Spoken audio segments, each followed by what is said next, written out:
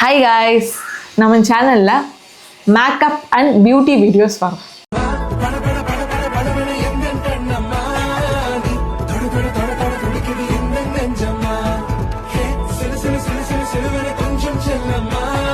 இந்த ஃபீல்டில் எனக்கு எப்படி இன்ட்ரெஸ்ட் வந்துச்சு அப்படின்னா, எனக்கு மேக்கப் போடுறது பிடிக்கும், அதே மாதிரி பண்ணுறதும் பிடிக்கும். காலேஜ் டேஸில் வந்து சரி நம்ம கோர்ஸ் போகலாம், நம்ம ஏன் கற்றுக்கக்கூடாது அப்படின்னு சொல்லிட்டு நானும் வீட்டில் கேட்டேன். சரி உனக்கு இன்ட்ரெஸ்ட் இருந்துச்சுன்னா நீ போய் கற்றுக்கோ அப்படின்னு சொல்லிட்டு இருந்தாங்க. சரி நானும் போகலாம் அப்படின்னு சொல்லிட்டு ஒரு நல்ல இன்ஸ்டிடியூட் பார்த்து நானும் போயிட்டு இருந்தேன். ஒரு 2 months வந்து கோர்ஸ் பண்ணிகிட்டு இருந்தேன். அந்த 2 months நல்லா தான் போயிட்டு இருந்துச்சு. அந்த 2 monthsல நான் என்னென்ன கற்றுக்கிட்டேன்னா, நம்ம ஸ்கின் டோனில் ஒரு 4 types அந்த மாதிரி வருங்க.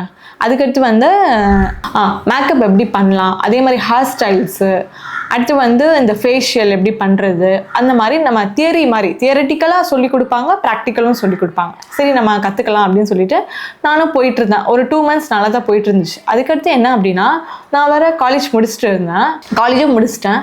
சரி நம்ம வந்து சைடில் ஜாபும் தேடலாம், இதுவும் பண்ணலாம் அப்படின்னு சொல்லிட்டு ஜாபும் தேடிட்டு இருந்தேன். அடுத்து வந்து எனக்கு வந்து சென்னையில் ஜாப் கிடச்சிருச்சு. அடுத்து வந்து என்னால் கண்டினியூ பண்ண முடியல. நம்ம பியூட்டிஷியன் கோர்ஸ் வந்து நம்மளால் கண்டினியூ பண்ண முடியல. சரி நம்ம வந்து ஒரு நல்ல ஒரு ஜாப்ல நல்லா செக்யூராக நல்லா ஏர்ன் பண்ணிவிட்டு நம்ம வந்து கண்டினியூ பண்ணலாம் அப்படின்னு சொல்லிட்டு நானும் வந்து சென்னைக்கு வந்துட்டேன். சென்னையில் ஒரு 2 years அந்த மாதிரி நான் வந்து ஜாப் போயிட்டே இருந்தேன். சரி அடுத்து வந்து நம்ம எப்பயாச்சும் நம்மளுக்குன்னு ஒரு டைம் வரும், அப்போ நம்ம பியூட்டிஷியன் கற்றுக்கலாம். ஏன்னா வந்து இப்போ வந்து ஜாபில் தான் நம்ம வந்து ஃபோக்கஸ் பண்ணணும். இப்போ அந்த சைட் போனோம்னா நம்மளுக்கு டைம் கிடைக்காது. ஏன்னா நான் வந்து ஏர்லி மார்னிங் போயிடுவேன். Early morning 6:30 to afternoon 3 o'clock வரைக்கும் நான் ஆஃபீஸ் இருக்கும் எனக்கு.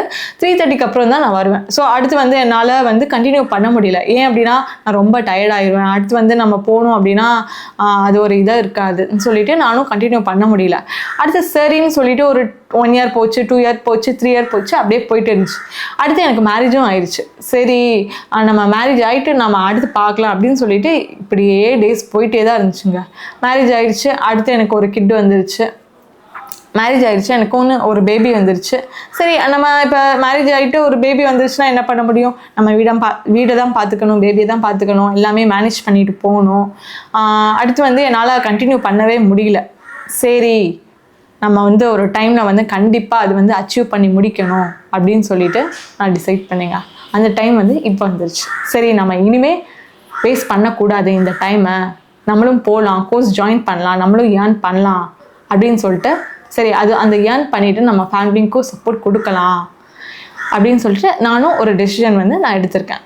அது வந்து இந்த டைம் வந்து கரெக்டான டெசிஷன். நானும் என்னோடய ஹஸ்பண்ட்டை கேட்டேன், சரி நம்ம போகலாம், நான் பண்ணவா, நான் போய் கோர்ஸ் ஜாயின் பண்ணவா அப்படின்னு கேட்டேன். அவங்களும் சரி ஓகே நீ போ, உன்னோட நாலேஜ் ஏன் வந்து நீ வேஸ்ட் பண்ணுற, நீனும் வந்து யூட்டிலைஸ் பண்ணிக்கோ அப்படின்னு சொல்லிட்டு இருந்தாங்க.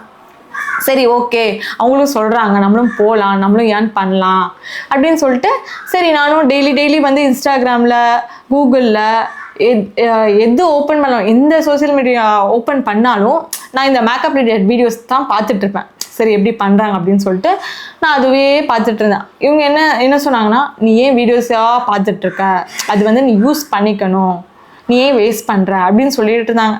சரி நம்ம ஏன் வேஸ்ட் பண்ணணும், நம்ம போகலாம், நம்ம வந்து வெளியே போய் கற்றுக்கிட்டு நம்மளும் ஏர்ன் பண்ணணும், ப்ரைடல் மேக்கப் பண்ணணும் அப்படின்னு சொல்லிட்டு பேசிக் வந்து ப்ரைடல் எப்படி பண்ணுறது, அதுதான் நம்மளோட அச்சீவ்மெண்ட். ஃபஸ்ட்டு ப்ரைடல் எப்படி பண்ணுறது நம்ம போய் கற்றுக்கலாம் அப்படின்னு சொல்லிட்டு சரி நம்ம ஒரு நல்ல அகாடமி சூஸ் பண்ணணும் அப்படின்னு சொல்லிட்டு என்னோடய ஃப்ரெண்ட்ஸ்டையும் கேட்டுட்டு இருந்தேன். ஒரு நல்ல அகாடமி, இந்த அகாடமி வந்து சூஸ் பண்ணலாம், இந்த மேக்கோ ஒரு ஆர்டிஸ்ட் வந்து யார் இருக்கா, எப்படி பண்ணுறாங்க, ஒரு நல்ல பட்ஜெட்டில் இருக்கணும், நல்லா ஒர்த்தாக இருக்கணும், நல்லா கற்றுக்கணும் அப்படின்னு சொல்லிட்டு நானும் சர்ச் பண்ணிகிட்டு இருந்தோம். என்னோடய ஃப்ரெண்ட்ஸ்டையும் கேட்டேன், அவங்களும் சொன்னாங்க, அவங்களோட ஐடியாஸும் சொன்னாங்க. சரி அதுவும் எடுத்துக்கிட்டேன்.